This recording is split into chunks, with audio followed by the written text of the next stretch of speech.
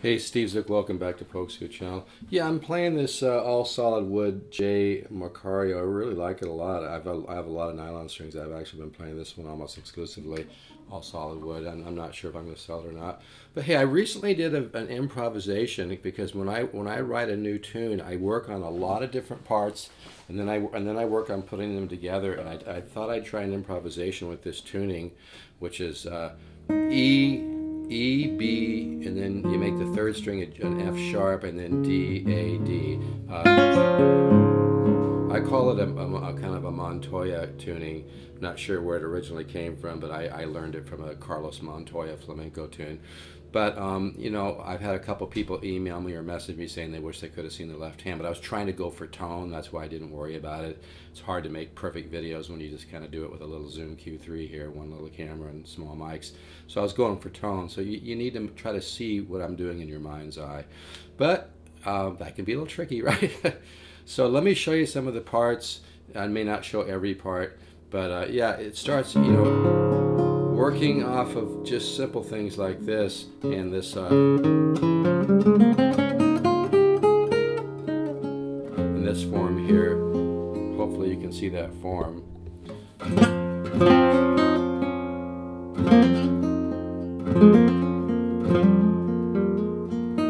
Kind of working off that form like that. I'm sure you can see that now, right? So I was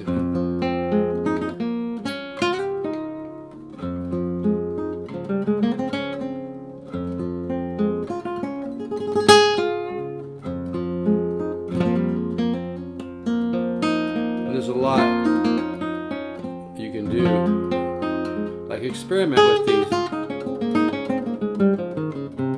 You can go to this chord. Now some of the things I'm adding may not be in that improvisation, but I'm just trying to but it starts off with kind of like this. And this is kind of reminds me a little bit of a D Miola style. I'm kind of reflecting, and that's the thing about the guitar ladder system. You start to be able to reflect artists that you love. It's really cool. But anyway, so I'm using that. At one point I'm using this chord, which is probably the hardest chord I know on nylon. It's one of the hardest chords. It takes a lot of, you have to just push harder than hell the whole time you're holding the chord because you're borrowing 3 notes up here. But that resolution to here, to me, is really beautiful. That's a really nice, it's smooth voice leading, but it also has a nice color shift where both the chords really complement each other. So you can try that. Okay, you can go to this.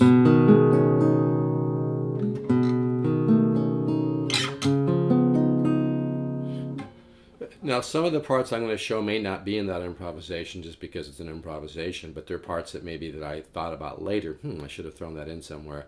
But overall, I'm pretty happy with how that improvisation came out, even though there's one section that goes into a section that, you know, kind of didn't work. But that's okay. That brought it to the attention of my mind, so I can experiment with how to get into that section in a smooth way, or I can just delete that section. But I kind of like that. I was trying to go into this.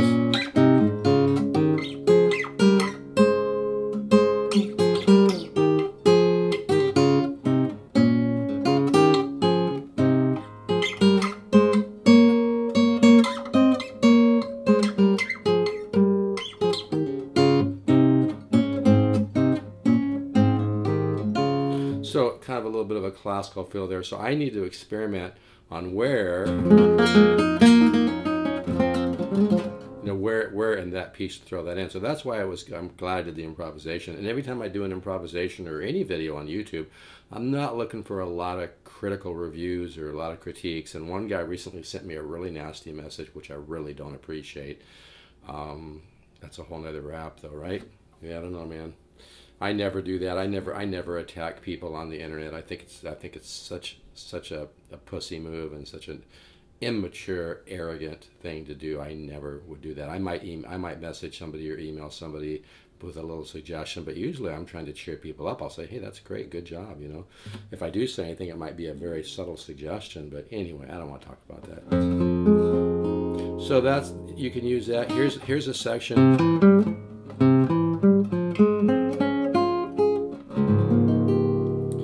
You can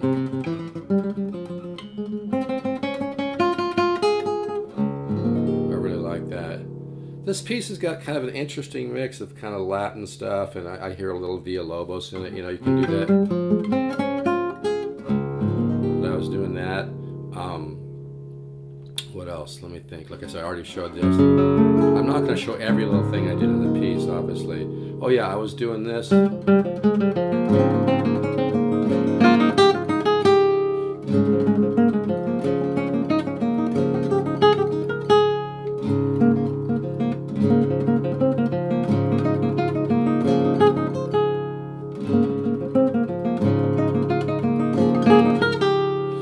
I think at one point I went into a kind of a, I'm not warmed up, so this is hard to do.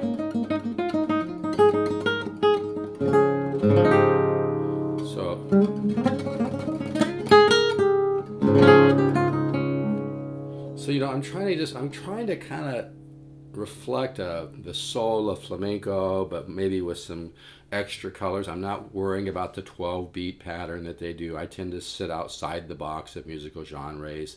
I use what I like about them and don't worry about the rules and things. So obviously this is not a strict flamenco, you know, style with the 12 beat and all that thing, but I'm reflecting the color. I feel I'm reflecting some of the color. But that one section, I was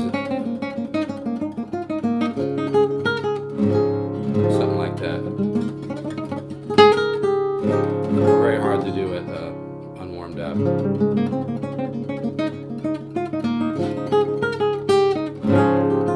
Something like that, right?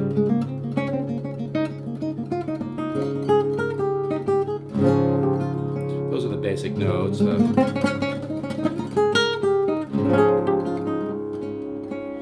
So that's some of the sections of that piece. But like I said, if you work on this form here, also like this form works really nice up here on the 4th fret with the first finger on the...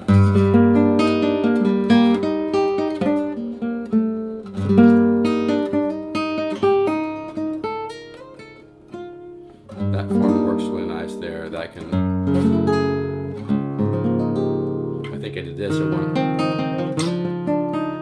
And here's one of my favorite parts. It's really hard to do even warmed up, but...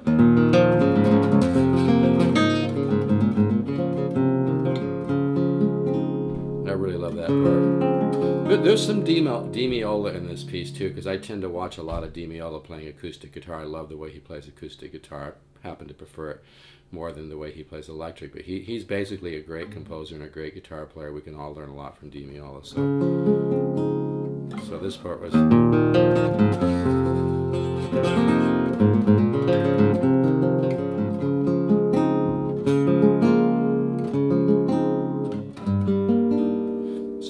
parts there.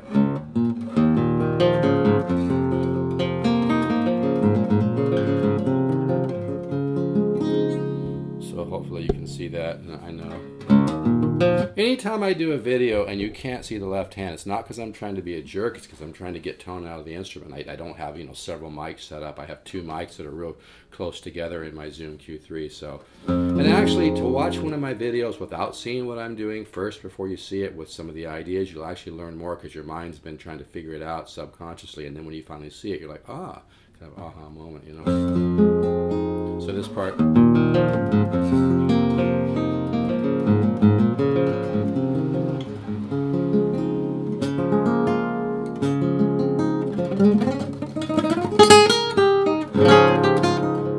Really like that part.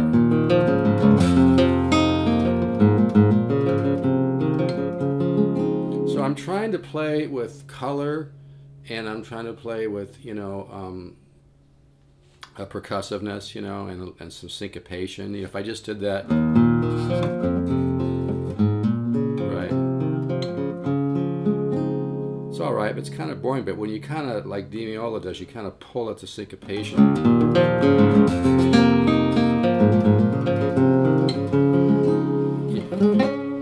You kind of, you know, do the unexpected a little bit, and it kind of makes it more interesting. So anyway, to the guy that emailed me saying, hey, shame I can't see what you're doing. I understand, but here, hopefully this will give you some tips that you can use. So like I said, you know, do this chord.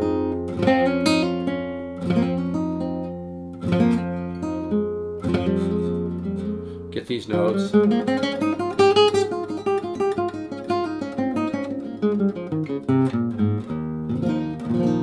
this chord.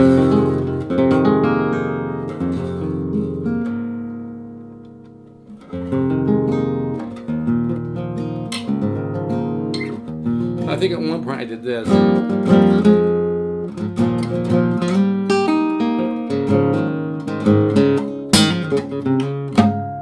did that little part. You can also do that kind of like this. Now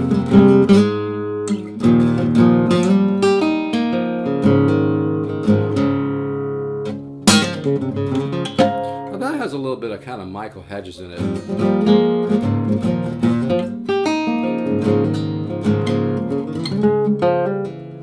Like I like getting that pull like that. So that was that section.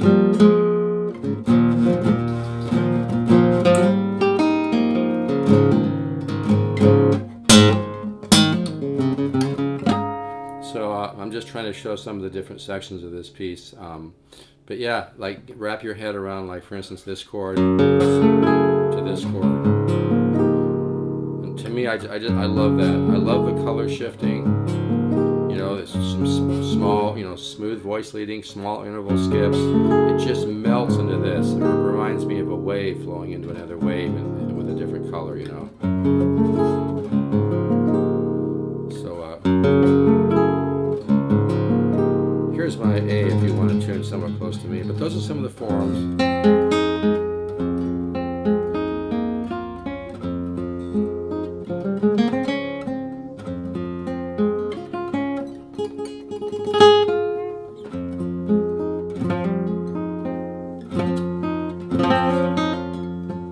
It's hard for me to play because I'm not warmed up.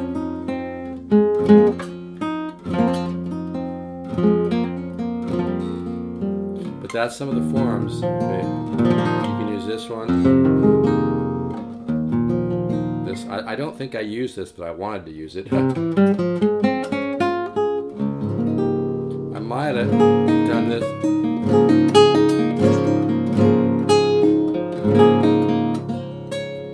Might have used that part too, like it.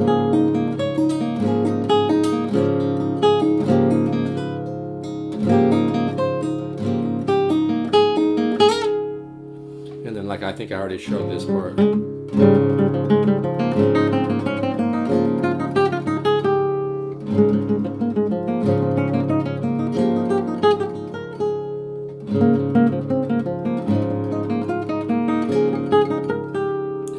I kind of, you know, used some of those sections when I went to. That's hard to do not warmed up.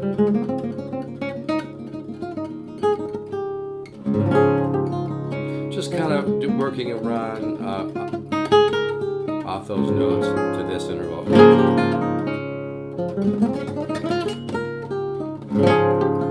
So I know that's not every section. If you watch the other video, I think you should be able to get quite a few parts of that, you know. Like I said, I was trying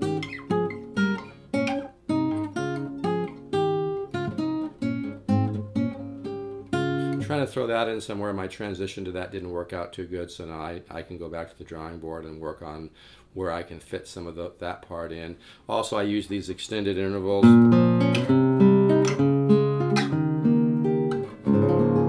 I really think is pretty. I kind of got that from Eric Johnson. He does a lot of that kind of stuff on electric. That's why it's so important not to marry a genre and learn from everybody.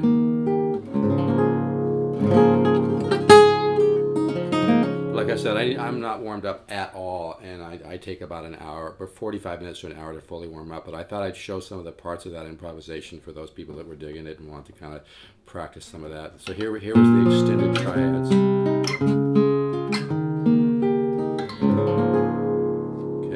And again, that one, I really need to be warmed up to try to hit that good. But just getting to that chord. But yeah, get these notes going, you know.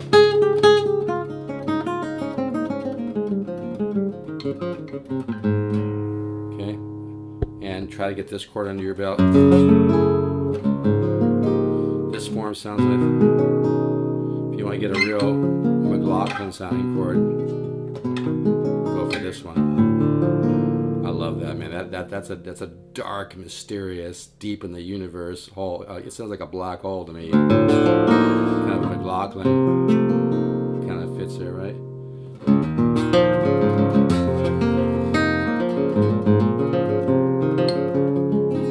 I really like that part.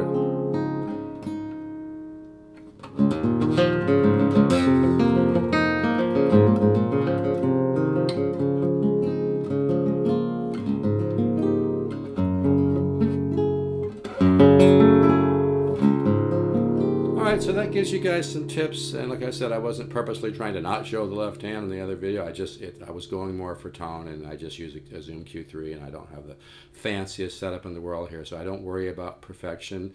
I just do what I do and share. I put a lot of hard work into sharing on my YouTube, so I appreciate people that send me, you know, positive energy and comments, but, you know, if you want to attack me, please don't.